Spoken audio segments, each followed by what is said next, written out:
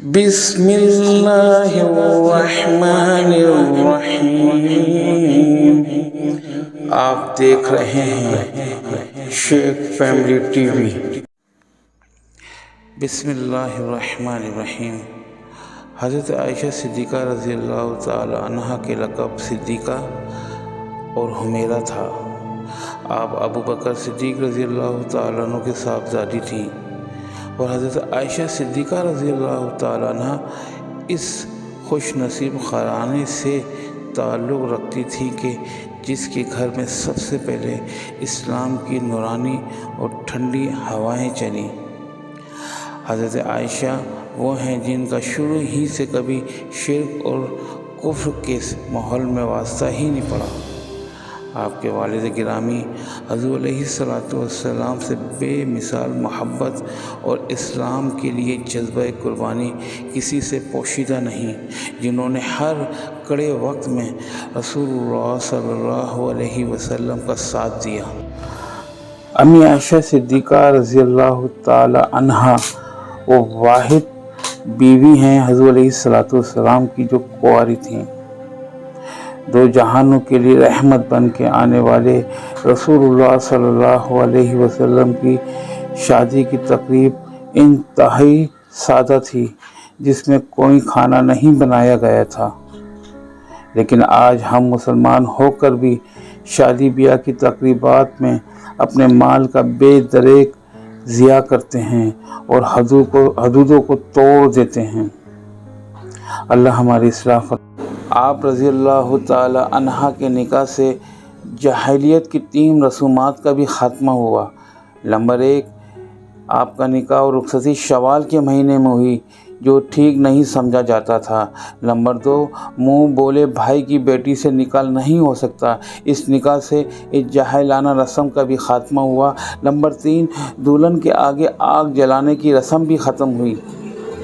حضرت عائشہ صدیقہ رضی اللہ تعالی عنہ علم و فضیلت میں ایک ممتاز مقام رکھتی تھیں۔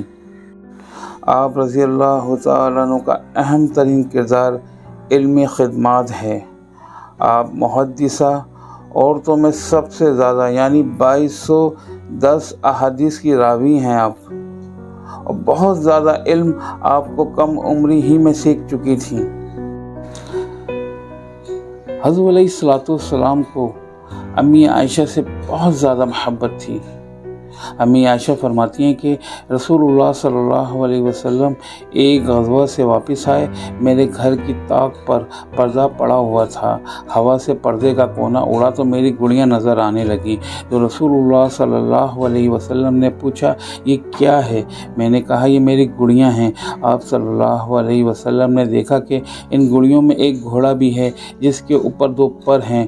رسول اللہ صلی اللہ علیہ وسلم نے پوچھا یہ کیا ہے؟ تو میں نے جواب دیا کہ حضرت سلیمان علیہ السلام کے پاس پروں والے گھوڑے تھے۔ یہ سن کر حضور علیہ السلام مسکرا دیے، کیونکہ عائشہ صدیقہ رضی اللہ تعالی عنہ بہت ذہین، حاضر دماغ اور فصیح اللسان تھیں، تو آپ فوراً یہ جواب دیا آپ نے۔ امی عائشہ صدیقہ رضی اللہ تعالیٰ عنہ فرماتی ہیں کہ ایک سفر میں نبی اکرم صلی اللہ علیہ وسلم کے ساتھ تھی، میں نے آپ صلی اللہ علیہ وسلم سے دوڑنے کا مقابلہ کیا اور آگے نکل گئیں۔ پھر جب میرا جسم تھوڑا بھاری ہو گیا تو ایک بار پھر حضور علیہ السلام سے دوڑ کا مقابلہ کیا تو آپ صلی اللہ علیہ وسلم مجھ سے آگے نکل گئے۔ اس پر آپ صلی اللہ علیہ وسلم نے فرمایا یہ اس جیت کا بدلہ ہے۔ حضرت عائشہ صدیقہ رضی اللہ تعالی عنہ فرماتی ہیں کہ میں پانی پیتی، پھر یہی برتن نبی اکرم صلی اللہ علیہ وسلم کو دیتی تو آپ علیہ السلام اسی جگہ سے منہ رکھ کر جہاں سے میں نے پانی پیا تھا وہیں سے پانی پیتے۔ میں اپنے دانتوں سے ہڈی سے گوشت الگ کرتی، پھر حضور علیہ السلام کو دیتی تو آپ صلی اللہ علیہ وسلم اسی جگہ سے کھاتے۔ اس بات سے اندازہ ہوتا ہے کہ رسول اللہ صلی اللہ علیہ وسلم کو امی عائشہ سے کس قدر محبت تھی۔ آپ صلی اللہ علیہ وسلم کو امی عائشہ سے بے حد محبت تھی۔ آپ صلی اللہ علیہ وسلم نے مرض الموت میں بھی زیادہ دن حضرت عائشہ کے حجرے میں گزارے۔ جب آپ صلی اللہ علیہ وسلم نے وفات پائی تو آپ صلی اللہ علیہ وسلم کا سر مبارک عائشہ صدیقہ رضی اللہ تعالی عنہا کی گود میں تھا، اور آپ صلی اللہ علیہ وسلم کے حجرے ہی میں آپ کو مدفون فرمایا۔ آپ رضی اللہ تعالی عنہا فقیہ، قرآن اور احادیث، عرب تاریخ، علم النسب اور علم وراثت کی بھی ماہر تھیں۔ آپ عرب شاعری پر بھی عبور رکھتی تھیں۔ آپ رضی اللہ تعالی عنہا کا نام بے تکلف مجتہدین صحابہ کے ساتھ آتا ہے۔ اکابر صحابہ کرام آپ سے مسائل کا حل پوچھتے تھے۔ آپ دور خلافت ابو بکر صدیق، عمر اور عثمان رضی اللہ تعالی عنہم اجمعین کے دور میں بھی فتویٰ دیا کرتی تھیں۔ مختصر یہ ہے کہ آپ رضی اللہ تعالی عنہا نے 18 سال رسول اللہ صلی اللہ علیہ وسلم کے ساتھ گزارے۔ اس کے بعد رسول اللہ صلی اللہ علیہ وسلم کی رحلت کے بعد آپ رضی اللہ تعالی عنہا نے ساری زندگی قرآن و حدیث کو عام کرنے کے لیے وقف کر دی۔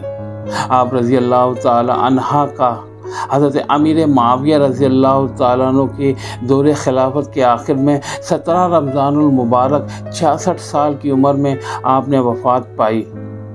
آپ رضی اللہ تعالی عنہا کو مسلمانوں نے ادب اور احترام کے ساتھ اپنی ماں کو جنت البقیع میں مدفون کیا گیا۔